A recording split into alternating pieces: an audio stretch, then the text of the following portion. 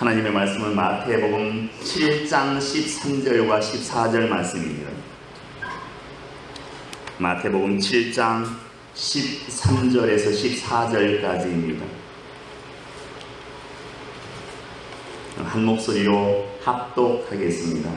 좁은 문으로 들어가라. 멸망으로 인도하는 문은 크고 그 길이 넓어 그리로 들어가는 자가 많고 생명으로 인도하는 문은 좁고 길이 협착하여 찾는 자가 적음이다. 아멘.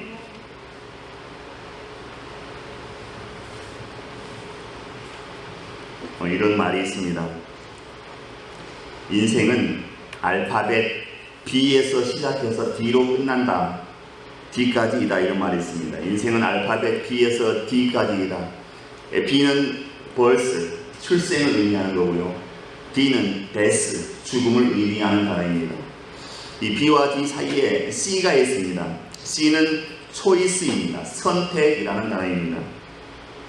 우리 인생은 태어나서 죽기까지 살아가는 모든 다 과정이 선택이라는 것입니다. 출생과 이 죽음은 전적으로 하나님께서 하시는 일입니다. 하지만 인생 전반에 모든 일에 있어서 선택은 우리가 해야 되는 것입니다. 선택에서 중요한 것은 후회하지 않을 지혜로운 선택을 하는 것입니다. 선택을 잘하면 후회하지 않을 것이고 선택을 잘못하게 되면 후회하게 될 것입니다.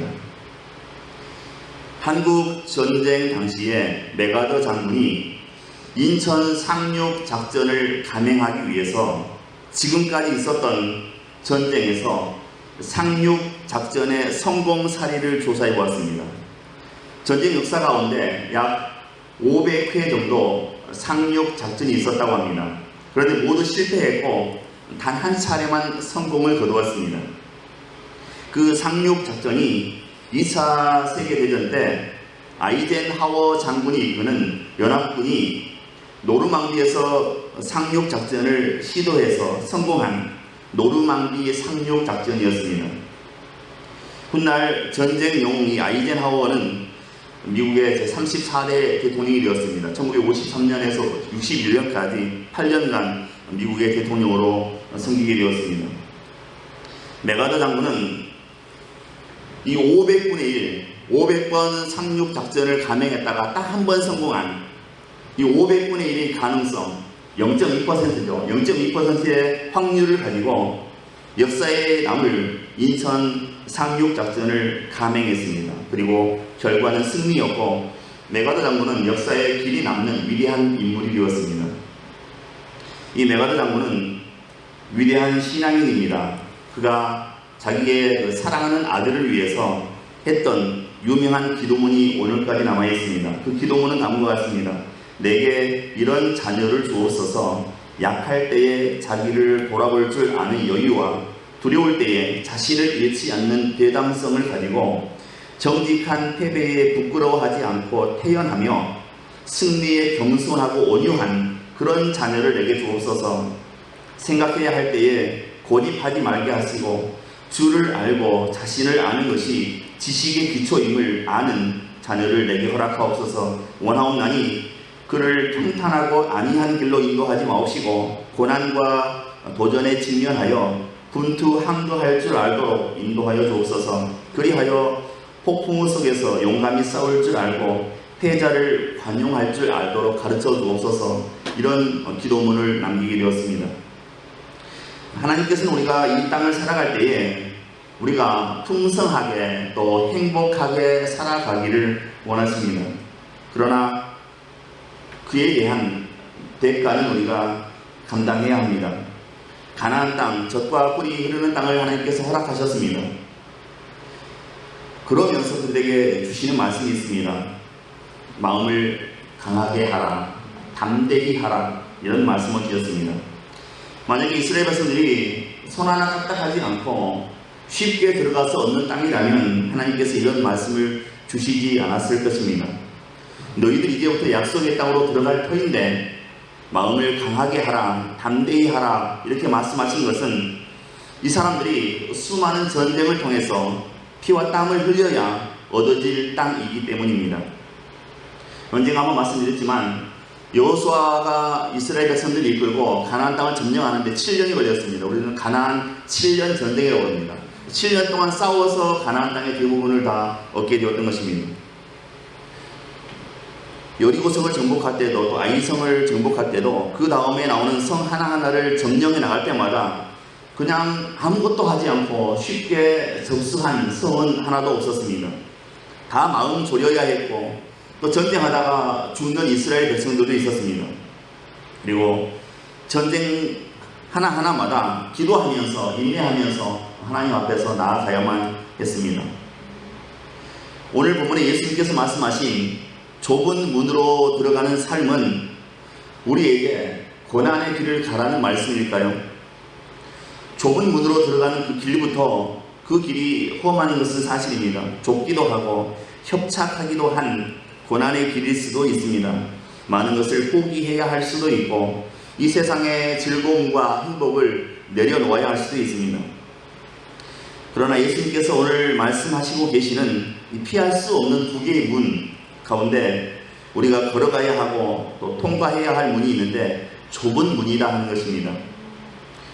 이 좁은 문은 우리에게 너희는 고난의 길을 걸어라, 금욕의 삶을 살아라, 죄 짓지 말고 살아라, 물질도 명예도 다 버리고 살아라, 그런 의미에서 주시는 말씀은 결코 아닙니다. 예수님은 우리에게 고난을 강요하시는 것은 아닙니다. 너희가 나를 믿었으니 이제부터는 좁은 문, 고난의 삶을 살아라, 그런 의미로 이 말씀하시는 게 아닙니다. 예수님께서 오늘 좁은 문으로 들어가라고 말씀하시는 것은 도덕적이나 또 윤리적인 종교적인 삶에 대한 방법을 말씀하시는 게 아닙니다. 본질적인 신앙에 관련된 문제라고 하는 것입니다. 우리가 오늘 이 시간 생각해 봐야 될 것은 좁은 문 그 자체가 아니라 좁은 문으로 들어가라는 주님의 말씀입니다. 우리는 좁은 문만 생각할 터인데 좁은 문이 아니라 그 문으로 들어가라, 이런 말씀입니다. 예수님은 지금 멸망으로 인도하는 문과 생명으로 인도하는 문이 있다고 말씀하십니다. 바로 그 문이 넓은 문과 좁은 문이고, 넓은 문으로 가는 그 길은 넓어서 그 길에 들어가는 사람들이 많다. 하지만 좁은 문은 길이 좁고 협착해서 찾는 사람이 적다, 이렇게 말씀하고 있습니다. 좁은 문으로 들어가라, 이 말은 우리의 인생에 있어서 날마다 점점 더 우리의 삶을 제한해 나가라, 그런 의미가 아닙니다. 더 어려움을 찾아서 살아가라, 어려운 환경 가운데로 들어가라, 이런 의미가 결코 아닙니다.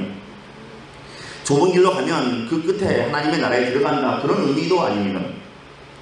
이 말은 처음부터 제한된 삶을 살아가야 한다는 그런 뜻입니다. 제자의 삶은, 곧 하나님 나라에 들어가는 삶은 처음부터 좁은 문으로 들어가서 좁은 길로 가는 것이다 하는 사실입니다.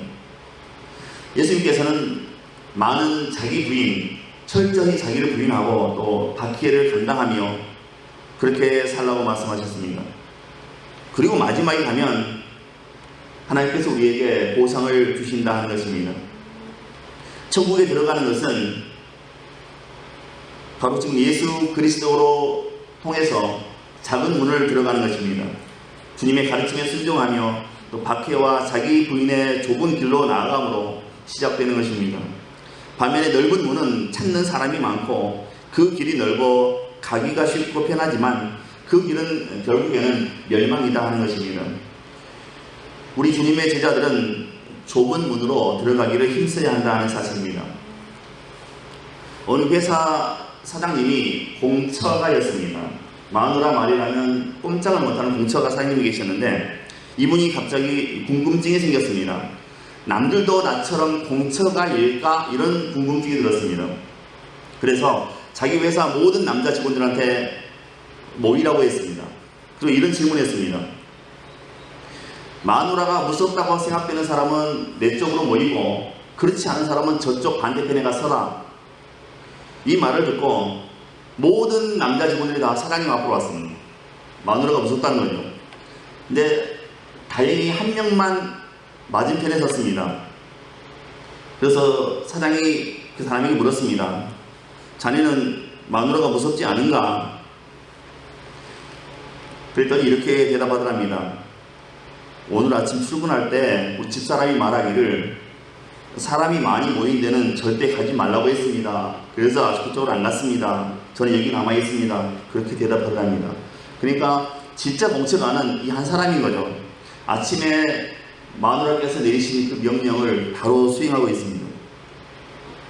오늘 본문에 보면 예수님께서도 이 공처가의 아내와 같은 비슷한 말씀을 우리에게 주고 계십니다. 13절과 14절입니다. 좁은 문으로 들어가라. 멸망으로 인도하는 문은 크고 그 길이 넓고 그리로 들어가는 자가 많고 생명으로 인도하는 문은 좁고 길이 협착하여 찾는 이가 적음이니라. 여기서 주님은 멸망으로 인도하는 문은 넓고 사람들이 많이 들어가는 반면에 생명으로 인도하는 문은 좁고 길이 협착해서 찾는 사람이 매우 적다 이렇게 말씀하시는 것입니다. 그리고 찾는 사람이 매우 적은 그 좁은 문으로 들어가라 지금 말씀하고 계시는 것입니다. 예수님 당시에 그 예루살렘 성에는 8개의 문이 있었습니다. 이 성문들은 크고 넓어서 사람들이 출입하기에 편안했습니다. 그런데 한 가지 문제가 있는데 밤이 되면 이 모든 성문을 다 닫아버린다는 겁니다. 그래서 급한 일을 봐야 할 때, 밤중에 급한 일이 생겼을 때에는 출입할 문이 없는 겁니다. 그래서 이제 하나를 만들었습니다. 비상문을 만들었는데 그 문의 이름이 이제 바늘문입니다. 바늘문. 다른 성문들과 비교해 볼 때 바늘귀처럼 아주 작다고 해서 바늘문이라고 부릅니다. 그래서 사람들이 밤중에 무슨 일이 생기면 이 바늘문을 통해서 출입을 하게 되었습니다. 실제로 이 문은 말을 타고 지나가거나 짐을 가지고 들어갈 수는 없습니다. 한 사람이 허리를 굽혀서 기어가다시피 해서 통과할 수 있는 문입니다. 따라서 이 문으로 출입하는 것은 너무나 힘들고 불편한 일이었습니다. 성경 주석가들은 예수님께서 좁은 문으로 들어가라 이렇게 말씀하신 것은 아마 이 바늘문을 머리에 염두에 두고 하신 말씀이었을 거다 이렇게 추측하고 있습니다. 어쨌든 예수님께서 말씀하신 두 종류의 문과 길은 하나의 비유입니다.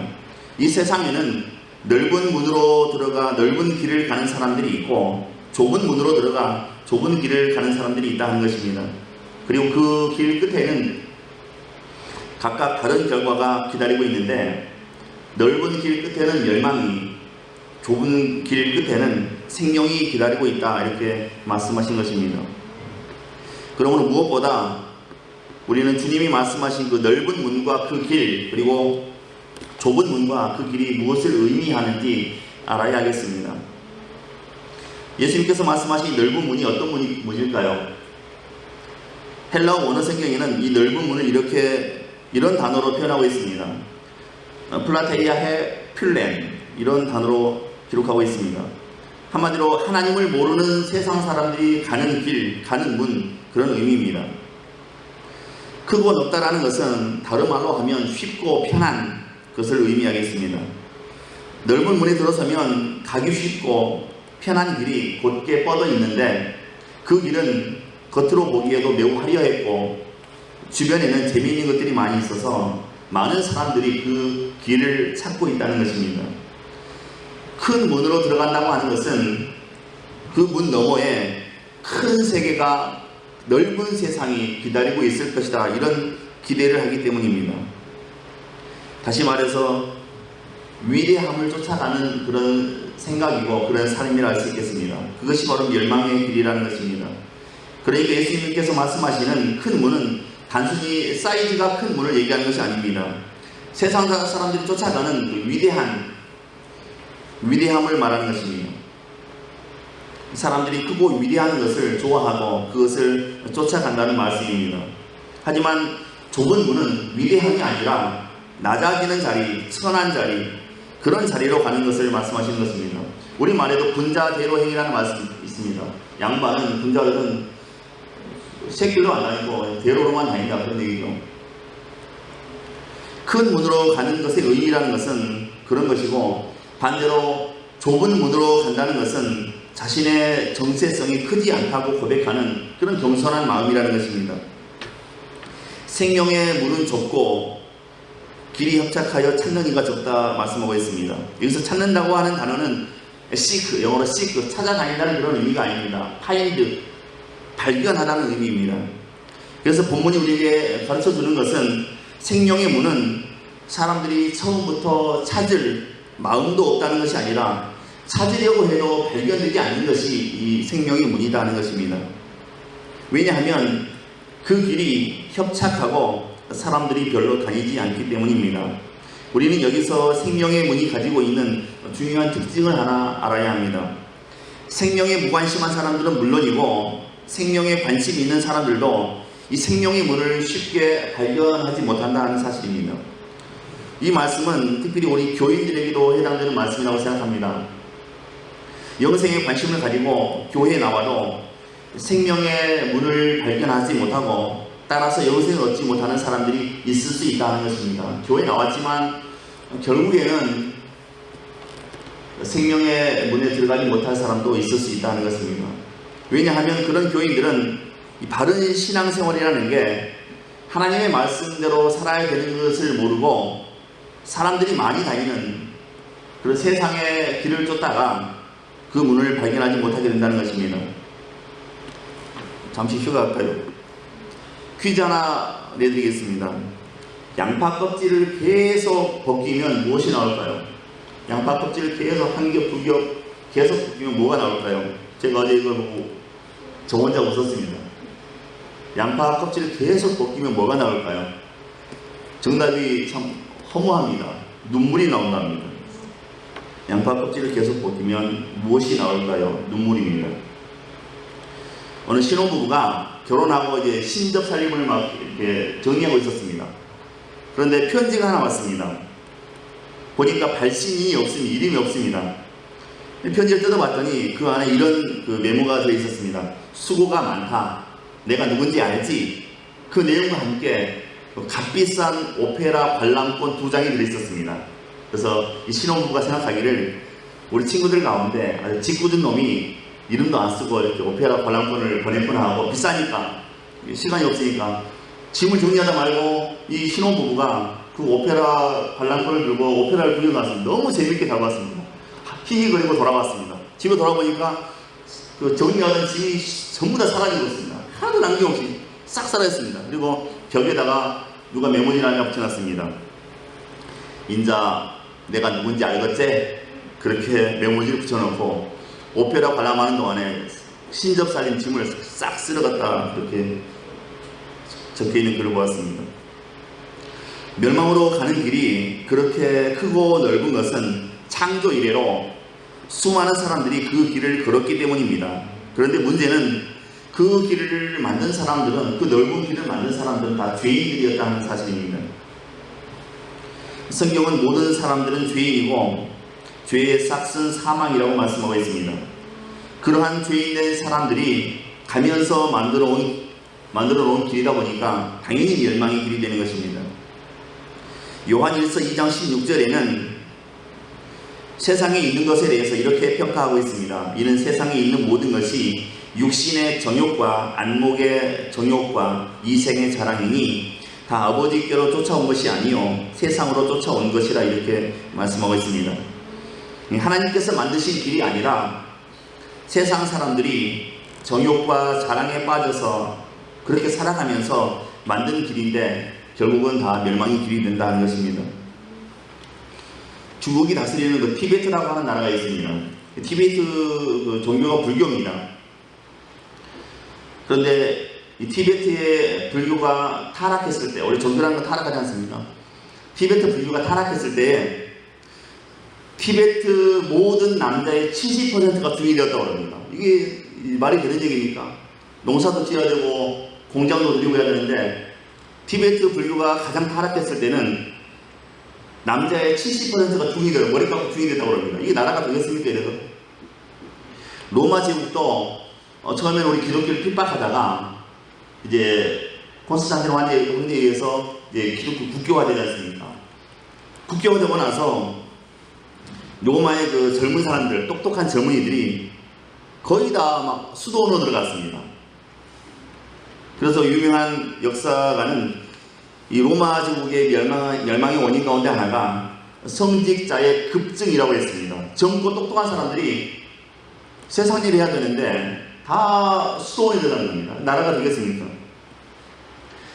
성직자가 자기를 철저하게 부인하면 사람들이 보기에 그렇게 가고 싶지 않은 길입니다. 우리 목사님들 굶고 다니고 뭐 이러면 누가 그 길 가려고 했으면 안 가지 않습니까? 근데 성직자가 잘 먹고 배부르고 대접받고 호화롭게 사니까 그 시대에도 젊고 유능한 사람들이 전부 다 이 성직자의 길을 갔다고 하는 것입니다. 그러니까 자연스럽게 기독교가 타락하게 되는 거고 또 로마가 멸망하는 그런 단초가 되었다 하는 것입니다. 로마 대성당에 가면 그 천지창조라고 하는 미켈란젤로 화가가 그린 농민 화가가 그린 그 천지창조의 그림이 있습니다. 이 그림은 4년여에 걸쳐서 미켈란젤로가 천장 벽에 거꾸로 매달려서 그린 그림입니다. 천장에 그림을 그려야 되니까요. 근데 이 미켈란젤로가 사실은 이 허리 요통이 아주 심한 사람이었습니다. 누워있을 수가 없는 사람입니다. 근데 천장 꼭대기에 거꾸로 매달려가지고 천장에 그림을 그리는 거예요. 4년을 그렸습니다. 천지창조에서부터 예언자들 시대까지 다 그림을 그려서 메꿨습니다. 제자가 이 미켈란젤로에게 물었습니다. 스승님, 아니 허리도 안 좋으신데 왜 하필 이런 작품을 맡으셨습니까? 이렇게 질문했습니다. 그랬더니 미켈란젤로가 제자에게 이렇게 대답했다고 합니다. 이것은 내 작품이 아니야. 이건 하나님의 명령이야. 그렇게 대답했다고 합니다. 그래서 4년 동안 그 끈에 매달려서 거꾸로 누워서 그 큰 로마 대성당 천장에 천지창조부터 또 예언자들의 시대까지 다 그림으로 이렇게 표현했습니다. 그리고 이때가 1508년이었는데 이 그림이 그려지고 나서 500여 년 동안 많은 사람들이 그 그림을 보고 감동을 받고 하나님을 만나곤 했습니다.